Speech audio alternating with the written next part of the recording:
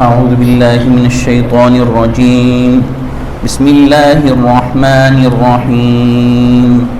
الحمد لله رب العالمين الرحمن الرحيم مالك يوم الدين إياك نعبد وإياك نستعين اهدنا الصراط المستقيم صراط الذين أنعمت عليهم غير المغضوب عليهم ولا الضالين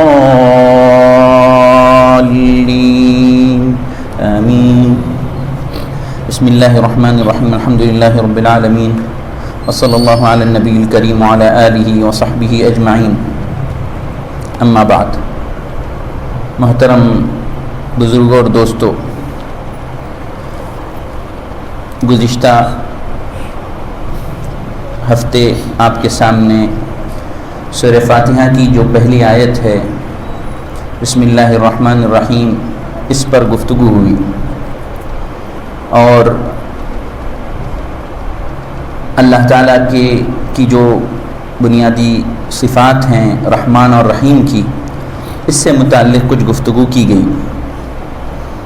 اس سے پہلے ہم نے قرآن کے آداب، قرآن کی عظمت اور قرآن کے ساتھ کیسا تعلق ہونا چاہیے اور قرآن سے کیوں ہمیں وابستہ ہونا چاہیے، اس سلسلے میں جانا. بسم اللہ الرحمن الرحیم اللہ تعالیٰ کے نام سے جو رحمان ہے اور رحیم ہے. اس سلسلے میں یہ بات عرض کی گئی تھی کہ اللہ کے نام سے کیوں شروعات ہوتی ہے اور اس کی کیا حکمت ہے، اور اللہ کا نام نامی کیسا ہے اور اس نام پاک کی برکت کیا ہے، اور اللہ تعالیٰ نے اپنے تعارف کے لیے اپنے اوصاف میں یہاں پر دو صفات رحمان اور رحیم کا کیوں انتخاب کیا. اس سلسلے میں کچھ بات آپ کے سامنے رکھی گئی. اور رحمان میں رحمان اور رحیم دونوں کا مصدر رحمت ہے، اور رحمان میں فراوانی کی طرف اشارہ ہے اور رحیم میں دوام کی طرف اشارہ ہے کہ اللہ کی رحمت بھرپور بھی ہے، فراوان بھی ہے، اور اسی کے ساتھ ساتھ وہ ہمیشہ ہمیش کے لیے بھی ہے، اور اس میں کبھی کوئی انقطاع نہیں ہوگا، کبھی اس تسلسل میں کوئی کمی نہیں ہوگی. یہ بات بھی آپ کے سامنے رکھی گئی کہ اللہ سبحانہ و تعالیٰ نے رحمان اور رحیم سے اپنا تعارف کیا. تو جس ذات نے رحمان اور رحیم کے ذریعے سے اپنا تعارف کیا، اور سورہ فاتحہ جو کہ قرآن کا دیباچہ ہے، جو کہ قرآن کا مقدمہ ہے، قرآن کا یوں سمجھ لیجئے باب الداخلہ ہے، تو اللہ تعالیٰ نے اس کی بھی شروعات رحمان اور رحیم کے ذریعے سے کی. تو اللہ کی رحمت کا کوئی اندازہ نہیں لگا سکتا. یہ ایک ایسا بحر ہے جو ناپیدا کنار ہے، اس کا کوئی کنارہ نہیں. اللہ کی رحمت ایسی وسیع ہے. اس کے بعد اللہ تعالیٰ نے ارشاد فرمایا الحمدللہ رب العالمین الرحمن الرحیم مالک یوم الدین، جس کے معنی یہ ہیں کہ تمام تعریفیں، اصل اور بنیادی تعریف اللہ کی ہے جو عالمین کا رب ہے، پروردگار ہے، جو رحمان ہے، رحیم ہے، جو انصاف کے دن کا مالک ہے. دیکھنے میں یہ مختصر سے جملے ہیں سورہ فاتحہ کے، لیکن اس کے اندر یوں سمجھ لیجئے بہت کچھ پیغام ہے. سورہ فاتحہ کوئی معمولی صورت نہیں ہے. یوں قرآن کی ہر آیت، جو بھی آیت ہے قرآن کی، کوئی معمولی نہیں ہے. ہم اندازہ نہیں لگا سکتے اس کی معنویت کا. اس میں جو معانی پوشیدہ ہیں ان کی گہرائی میں ہم اتر نہیں سکتے. ہمیں عبرت حاصل کرنی ہے، نصیحت حاصل کرنی ہے قرآن کریم سے، ہمیں وابستہ رہنا ہے، اس کو سمجھنے کی کوشش کرنا ہے، لیکن اس کی جو گہرائی ہے اس میں ہم اتر نہیں سکتے پوری طرح سے. اللہ تعالیٰ نے فرمایا کہ وَلَقَدْ يَسَّرْنَا الْقُرْآنَ لِلذِّكْرِ، ہم نے قرآن کو ذکر کے لیے، ذکر کے معنی ذکر کے بھی ہیں اور ذکر کے معنی نصیحت حاصل کرنے کے بھی ہیں، ہم نے قرآن کو ذکر کے لیے آسان کیا ہے۔ کوئی اس کا مطلب یہ نہ سمجھے کہ قرآن آسان ہے تو ہر چیز کے لیے آسان ہے، ہر چیز کے لیے قرآن آسان ہے۔ قرآن یقیناً آسان ہے نصیحت حاصل کرنے کے لیے، ہدایت کوئی حاصل کرنا چاہے، کوئی اس کو یاد کرنا چاہے، اس کے لیے آسان ہے، لیکن ظاہر ہے کہ وہ کلام الہی ہے، تو کلام الہی کی حقیقتوں اور اس کی باریکیوں اور اس کی معنویت تک پہنچنا یہ جو ہے انسان کے بس کی بات نہیں۔ لیکن بہرحال ہمیں اللہ کے رسول صلی اللہ علیہ وسلم نے جو باتیں بتائی ہیں احادیث کی روشنی میں، اس کی روشنی میں ہمیں اس کو سمجھنا ہے اور ہمیں اس پر عمل کرنا ہے۔ تو یہاں سورہ فاتحہ کی فضیلت بہت بڑی ہے، کچھ فضیلتوں کی طرف اس سے پہلے اشارہ کیا جا چکا ہے، اس سے بڑھ کے اور کیا فضیلت ہوگی کہ اللہ تعالیٰ نے ان آیات کو اپنے کلام پاک کے آغاز کے لیے منتخب کیا، اس سے بڑھ کے اور کیا فضیلت ہوگی؟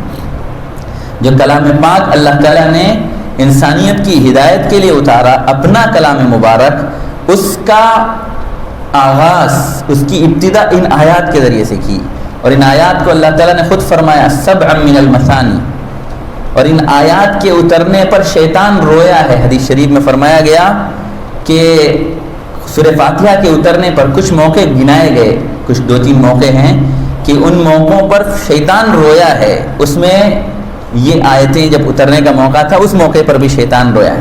تو عجیب و غریب یہ آیتیں ہیں اللہ تعالیٰ نے جو ہمیں عطا کی ہیں، اور اس سے بڑھ کر انعام یہ کہ اللہ نے ہمیں سکھایا، یوں کہو سلیقہ دیا، ہمیں قرینہ دیا، دعا مانگنا سکھایا۔ یہ دعا بھی ہے، یہ عبادت بھی ہے، یہ ذکر بھی ہے، تلاوت بھی ہے، یوں مانگو، یوں کہو۔ اللہ تعالیٰ نے احسان کیا ہے ہم پر کہ یہ کلمات اللہ نے ہمیں سکھائے ہیں، اور پھر ہم پر لازم کیا کہ نماز میں اس کو پڑھو، اور یہ ایک بار نہیں کئی بار، اور ہر رکعت میں پڑھو۔ تو گویا آپ ہماری پوری زندگی کے لیے یوں سمجھ لیجئے، جس نے بھی کہا غلط نہیں کہا کہ قرآن پاک میں جو کچھ ہے اس کا خلاصہ سورہ فاتحہ میں آ گیا ہے۔ لیکن یہ بات یاد رہے، اس کا مطلب کوئی کراس یہ نہ سمجھ لے کہ صرف سورہ فاتحہ ہی پڑھنا ہے۔ قل اللہ احد پڑھنے کا ثواب تہائی قرآن پڑھنے کا ہے، 1/3، تو صرف ہم قل اللہ احد 3 مرتبہ پڑھیں گے پورا قرآن پڑھنے کا ثواب مل گیا، ایسی بات نہیں ہے۔ اضافی چیز ہے، اضافی فضیلت ہے اس کی، لیکن قرآن کی فضیلت اپنی جگہ پر ہے۔ دوسری آیتوں کو پڑھنا ہے، پورے قرآن کو پڑھنا ہے، لیکن سورہ فاتحہ کو بھی پڑھنا ہے، اور اس قدر اللہ تعالیٰ نے اس کو پڑھنے کو جو ہے لازم قرار دیا، اور اس کو جو ہے ہماری نمازوں کا اللہ نے جز بنا دیا۔ سب سے پہلی جو ابھی آیت ہے الحمدللہ رب العالمین، اس کے معنی ہم جانتے ہیں اکثر لوگ کہ اس کا ترجمہ یہ کیا جاتا ہے تمام تعریفیں اللہ کے لیے ہیں جو عالمین کا رب ہے، اس کے بعد رحمان ہے، وہ رحیم ہے، اور مالک یوم الدین ہے، وہ یعنی انصاف کے آخرت کے دن کا مالک ہے۔ چھوٹے سے مختصر سے جملے ہیں، لیکن ان میں اگر غور کیا جائے تو اس کے لیے جو ہے گھنٹوں بلکہ بہت بڑا وقت اس کے لیے درکار ہے۔ الحمدللہ، حمد کہتے ہیں تعریف کو، اس کا ترجمہ تعریف سے کیا جاتا ہے، لیکن پوری طرح بات ادا نہیں ہوتی، تعریف سے بھی پوری طرح بات ادا نہیں ہوتی۔ ہم انسان ہیں، بے بس ہیں، اور ہماری زبان بھی بے بس ہے، تو ہم مجبور ہیں اپنی زبان کا سہارا ظاہر لیں گے، اور انہی الفاظ کا ہم سہارا لیں گے، تو ہم کوشش کرتے ہیں کہ اصل تعریف، یہ ساری تعریفیں کہہ کر بات ادا کریں۔ الحمد، الف لام جو آتا ہے عربی میں، یہ عربی کا اصول ہے، الف لام جنس کے لیے آتا ہے یا استغراق کے لیے آتا ہے، کہا جاتا ہے، یعنی ہر طرح کی تعریف، جتنی تعریفیں ہوں، جو تعریفیں ہوں، کل ہوں، آج ہوں، آئندہ ہوں، ہر طرح کی تعریف، ہر قسم کی تعریف، تمام تر تعریف، یوں ہم اس کو ذہن کے قریب لا سکتے ہیں۔ حمد کسے کہتے ہیں؟ تعریف جو اس کا ترجمہ کیا ہے ہم نے، تو حمد کسے کہتے ہیں؟ عربی میں تعریف کرنے کے لیے کئی الفاظ آتے ہیں، علماء نے بیان کیا ہے، شکر کا لفظ آتا ہے، مدح کا لفظ آتا ہے، حمد کا لفظ بھی آتا ہے، لیکن حمد میں جو بات ہے وہ بات مدح میں بھی نہیں ہے، وہ بات شکر میں بھی نہیں۔ شکر بھی ایک تعریف کرنے کے لیے بولا جاتا ہے، لیکن شکر کے معنی یہ ہوتے ہیں کسی مادی حصی مطلب کوئی چیز جو انسان دیکھتا ہے یا محسوس کرتا ہے، اس کا تعلق مادی دنیا سے ہے، کسی نے کچھ دیا، کچھ مجھے عطا کیا، کچھ دیا، تو اس پر ٹھیک ہے آپ کا شکریہ، تو یہ ہے شکر۔ یہ جو تعریف ہم کرتے ہیں نا، یہ شکر ہے۔ اور ایک چیز ہوتی ہے اور مدح بھی تعریف کو کہتے ہیں، لیکن مدح کا مطلب یہ ہوتا ہے کہ انسان، آپ نے میری تعریف کی، میری خوبیوں کی تعریف کی، کچھ خوبیاں میری اپنی اختیار کی ہوئی ہوتی ہیں، کچھ خوبیاں ایسی ہوتی ہیں جو مجھے ہی نہیں معلوم میرے اندر ہیں، اور آپ اس کی تعریف کر رہے ہیں، تو اس کو مدح کہتے ہیں۔ لیکن حمد یہ ہے کہ ان خوبیوں کی تعریف کی جائے جو ہماری اختیار کردہ ہوں، اور ظاہر ہے جب حمد کی بات آئے گی تو اللہ کسی اور کی حمد کیسے کی جائے گی، کیونکہ ایسا کون ہے دنیا میں جو تمام تر اوصاف کمالات، تمام تر محاسن، تمام تر خوبیوں کا جامع ہو؟ ایسی کوئی ذات دنیا میں ہے ہی نہیں۔ جتنی دنیا کی چیزیں ہیں، ساری دنیا کی چیزیں، ان کا تعلق اللہ کے ساتھ کیا ہے کہ وہ ساری چیزیں عالم موجودات سے تعلق رکھتی ہیں، مخلوقات سے تعلق رکھتی ہیں، وہ سب مخلوقات ہیں، ان کو پیدا کس نے کیا؟ اللہ نے پیدا کیا۔ کوئی شخص بھی انکار نہیں کر سکتا اللہ کے وجود کا، کوئی شخص بھی انکار نہیں کر سکتا۔ آج کچھ لوگ اگر انکار کرنے والے پیدا ہو گئے تو ان کی عقل کا علاج کرنا پڑے گا، انہیں سمجھانا پڑے گا۔ کوئی چیز دنیا کی بغیر اللہ کی طاقت کے وجود میں نہیں آ سکتی، اور وہ طاقت ایک ہی ہے، صرف اللہ ہے، کوئی دوسرا نہیں ہے، اس کے ساتھ کوئی دوسرا شریک و سہیم نہیں ہے، صرف اللہ کی ذات ہے۔ کیونکہ عقل کا اصول ہے، منطقی اصول ہے، لاجیکل بات ہے یہ کہ ایک کے ساتھ دو اگر ہوتے ہیں تو اختلاف ہوتا ہے، کسی نہ کسی مرحلے میں جا کے ہوتا ہے، جھگڑا ہوتا ہے کسی نہ کسی مرحلے میں، چاہے کتنا خاص ہو، آج نہیں تو کل۔ یہ آج ہم لوگوں کو سمجھنا آسان ہے کیونکہ آج جھگڑے بہت جلدی ہوتے ہیں، پہلے زمانے میں بھی سمجھ لیجئے کتنے سال تک اختلاف نہیں ہوگا، کتنے سال تک اتفاق رہے گا، اتحاد رہے گا، ایک کے ساتھ دوسرا اگر رہے گا تو 10-20 سال، 50 سال، 100 سال، بہت زیادہ کتنا رہے گا، کہیں نہ کہیں پر جا کر اختلاف ہو جاتا ہے۔ اور یہ دنیا کا نظام ہزاروں لاکھوں سال سے چل رہا ہے، اس میں کوئی ناغہ نہیں ہوا، کسی دن بھی دنیا کی چیز نے اپنا کام نہیں چھوڑا، پورا نظام چل رہا ہے بغیر کسی جو ہے ناغے کے چل رہا ہے، تو اس کو دو چلا ہی نہیں سکتے۔ بچپن میں ایک نظم پڑھی تھی توحید پر، وہ ہمیشہ یاد آتی ہے، اگر دو خدا ہوتے سنسار میں تو دونوں بلا ہوتے سنسار میں، خطرناک ہوتا زمانے کا رنگ، ہوا کرتی ہر روز دونوں میں جنگ۔ پوری طویل نظم ہے وہ، اس میں سمجھایا گیا ہے کہ دو اگر خدا ہوتے تو کیا ہوتا، جب دو نہیں ہو سکتے تو تین کیسے ہو سکتے ہیں، تین نہیں ہو سکتے تو 33 کروڑ کیسے ہو سکتے ہیں؟ تو ظاہر ہے کہ اللہ کے ساتھ کوئی دوسرا ہے ہی نہیں، کوئی بھی شخص اس بات کو مانے بغیر نہیں رہ سکتا۔ اگر ہم اس کے سامنے بات کہیں، کوئی چیز نہیں ہل سکتی بغیر کسی طاقت کے، بغیر کسی محرک کے۔ عام طور پہ سمجھانے کے لیے ایک مثال دی جاتی ہے، ایک جو ہے لطیفہ سمجھ لیجئے، شاید کوئی ایسا واقعہ ہوا ہو لیکن ملتا ہے کتابوں میں۔ ایک نوجوان تھا جس نے اللہ کے وجود کا انکار کیا کسی ملک میں، وہ بڑا پڑھ لکھ کے آ گیا تھا، اور عام طور پہ جب بہت زیادہ آدمی پڑھ لکھ جاتا ہے تو اس طرح کی باتیں کرتا ہے، ورنہ زیادہ آدمی اگر سمجھدار ہو تو اس طرح کی بات نہیں کرتا۔ تو پڑھ لکھ کر کے آیا اور اعتراض کرنے لگا، غیبیات پر اعتراض ہونے لگا۔ آج بھی خاص طور پر یہ ذہن پروان چڑھ رہا ہے، بچوں کو سمجھانے کی ضرورت ہے کہ غیبیات کیا ہیں اور کس طرح انسان کو بن دیکھی حقیقتوں کو ماننا پڑتا ہے۔ بہت کچھ چیزیں ایسی ہیں جو کسی نے ہمیں بتائی ہیں تو ہم مانتے ہیں، ہمیں ماں کے پیٹ میں کیا تھا، ماں کے پیٹ میں ہم تھے یا نہیں تھے، کیسے اسی ماں کے پیٹ سے نکلے ہیں یا نہیں نکلے، بچپن میں کیا ہوا، یہ ساری چیزیں جو ہیں ہمیں کسی نے بتائی ہیں جبھی تو ہم مانتے ہیں۔ ہم نے تو نہیں دیکھا اپنی آنکھوں سے، اپنے شعور سے، ہمیں تو معلوم نہیں، کوئی بتاتا ہے۔ تو دنیا کی بہت کچھ باتیں ایسی ہیں، بہت کچھ حقیقتیں ایسی ہیں جو دنیا کے سب سے سچے انسانوں اور سب سے اچھے انسانوں کی بتائی ہوئی ہیں، یعنی انبیاء کی بتائی ہوئی ہیں، تو ہمیں ماننا پڑے گا۔ آج دنیا میں اس طرح کا نظام ایسا چلایا جا رہا ہے، غیبیات پر سے ایمان اٹھتا جا رہا ہے۔ تو مثال اس کی اکثر دی جاتی ہے، بتایا ہم نے کہ ایک شخص تھا جس نے اس طرح جو ہے انکار کیا اور اس کے ساتھ کوئی بات نہیں کر پاتا تھا، اس کو بہت سمجھایا گیا، نہیں ماننے کے لیے تیار نہیں ہوا، تو ایک صاحب نے اس کا علاج کیا۔ اس کا علاج اس طور پہ کیا کہ اسے ایک تھپڑ رسید کیا. تو اس کو اور غصہ آیا کہ میں تو سوال کر رہا ہوں اور یہ مولوی صاحب مجھے تھپڑ دے رہے ہیں. تھپڑ ہمیں نہیں دینا ہے، محبت سے ہی سمجھانا ہے، لیکن یہ کبھی کبھی اس طرح جو ہے علاج کرنا پڑتا ہے اپنے ماتحتوں کا. تو اس نے کہا کہ میرے 3 سوالات ہیں، آپ جوابات دیجیے، آپ تھپڑ سے میرا علاج کر رہے ہیں. 3 سوالات کیا ہیں؟ پہلی بات تو یہ ہے میں نے اللہ کو دیکھا نہیں تو اللہ کو کیسے مانوں.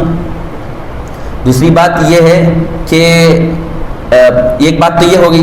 دوسری بات دنیا خود سے وجود میں آ گئی ہے، دنیا اللہ کی پیدا کی ہوئی نہیں ہے، خود سے وجود میں آ گئی پورا نظام. تیسری بات کہ یہ جو کہا گیا کہ جنات آگ سے بنے ہوئے ہیں، شیاطین آگ سے بنے ہوئے ہیں، تو ان کو سرکش جو جنات ہوں گے، شیاطین ہوں گے، ان کو جہنم میں بھیجا جائے گا. جہنم بھی آگ ہے اور یہ بھی آگ ہے، تو دونوں آگ کو کیسے تکلیف پہنچا سکتی ہے؟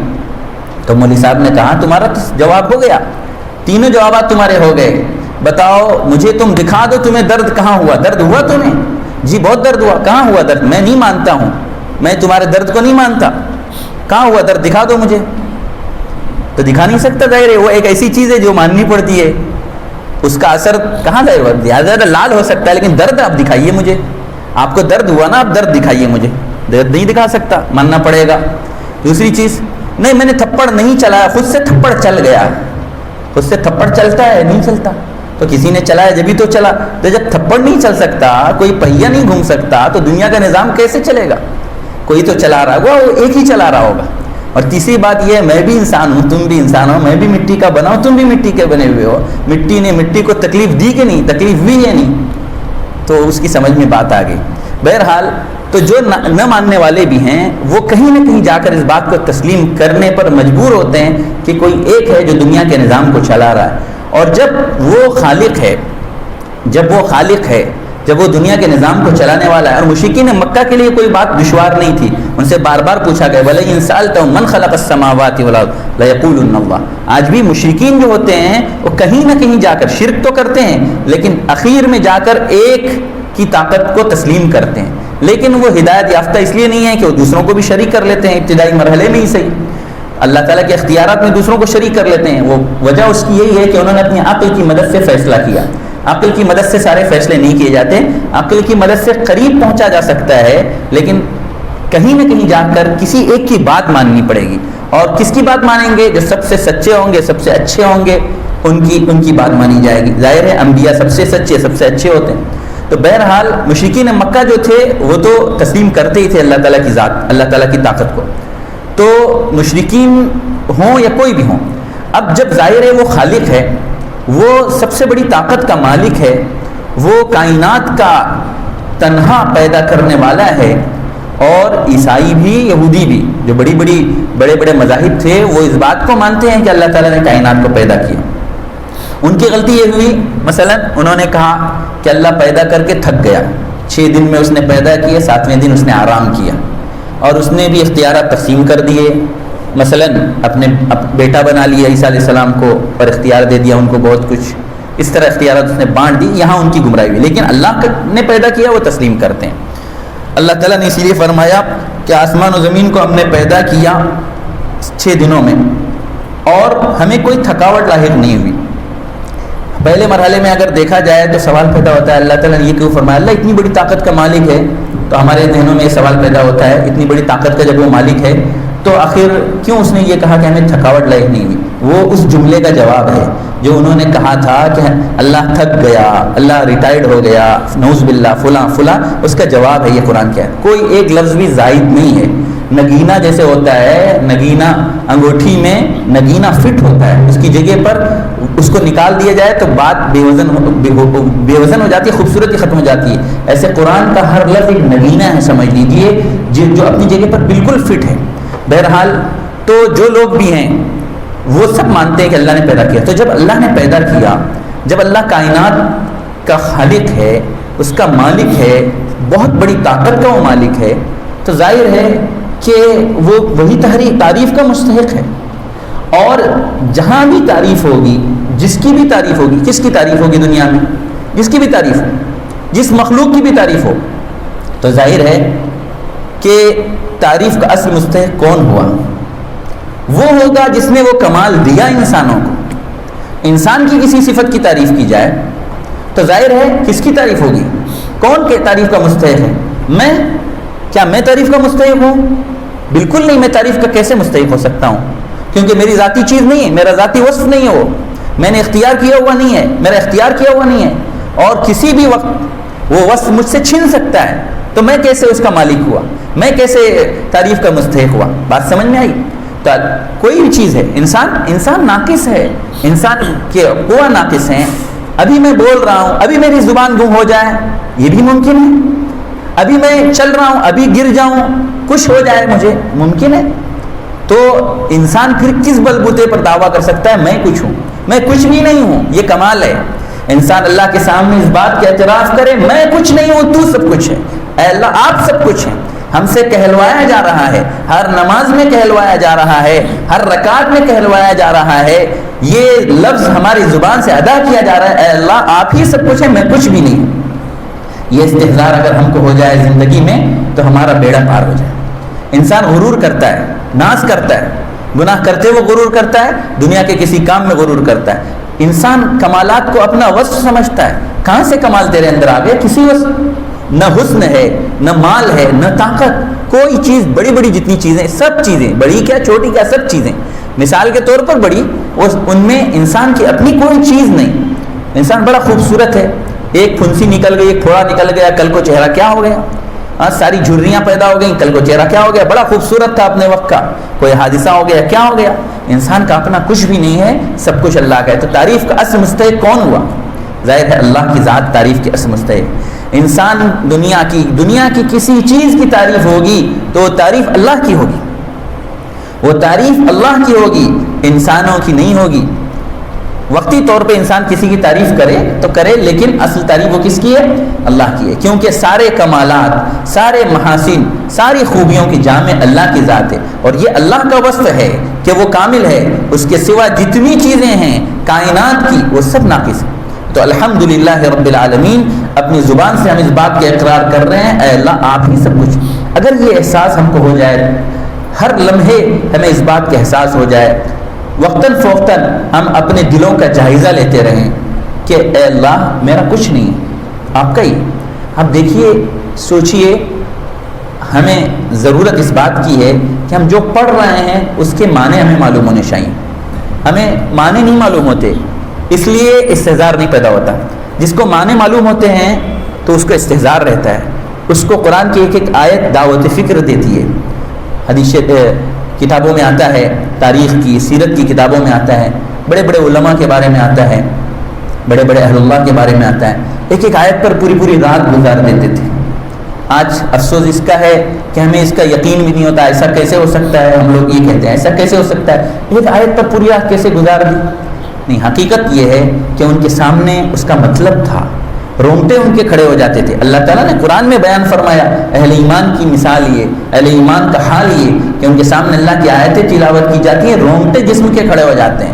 یہ کیا پڑھ رہا ہوں میں؟ دل ان کے نرم پڑ جاتے ہیں، ان کے رونگٹے جسم کے کھڑے ہو جاتے ہیں، کیا پڑھ رہا ہوں؟ بدن پر جھرجھری طاری ہو جاتی ہے، دل خوف سے کانپ جاتے ہیں، پکڑ لیتی ہے کہ بتاؤ اس پر تمہارا عمل ہے کہ نہیں، بتاؤ تم اس آئینے میں اپنا چہرہ دیکھ لو۔ یہ آیت ان کو روک دیتی ہے۔ کتنی مثالیں ہیں۔ وامتاز الیوم ایھا المجرمون، پوری رات گزار دی اس پر۔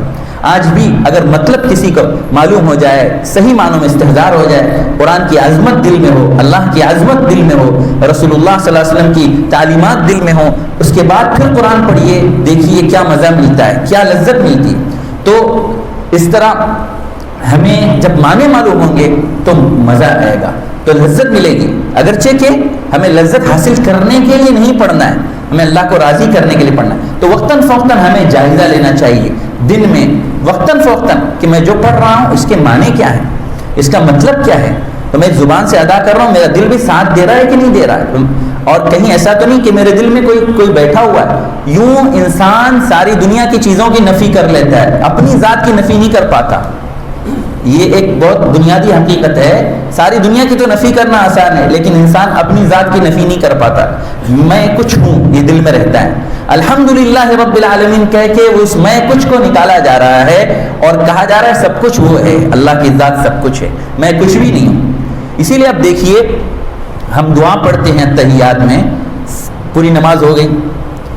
نماز میں خود دیکھ لیجئے، رکوع میں جاتے ہیں کیا پڑھتے ہیں، قیام میں کیا پڑھتے ہیں، رکوع میں کیا پڑھتے ہیں، سجدے میں کیا پڑھتے ہیں. ہر جگہ اللہ کی بلندی کا، اللہ کی عظمت کا اعتراف کرتے ہیں، اپنی کوتاہی کا، اپنی کم مائگی کا، اپنے جو ہے اپنی حقارت کا احساس ہمیں ہوتا ہے. اور نماز بندگی ہے، غایت تذلل کہتے ہیں عبادت کو. انہیں آخری درجے اپنے کو رگڑانا ہے، اپنے کو جو ہے ذلیل کرنا ہے، اپنے کو پوری طرح سے بے حیثیت ثابت کرنا ہے. ایک موقع آ جاتا ہے آدمی گر جاتا ہے بالکل، یعنی آخری کمال، آخری درجہ ہے کہ اللہ میں گر گیا آپ کے سامنے.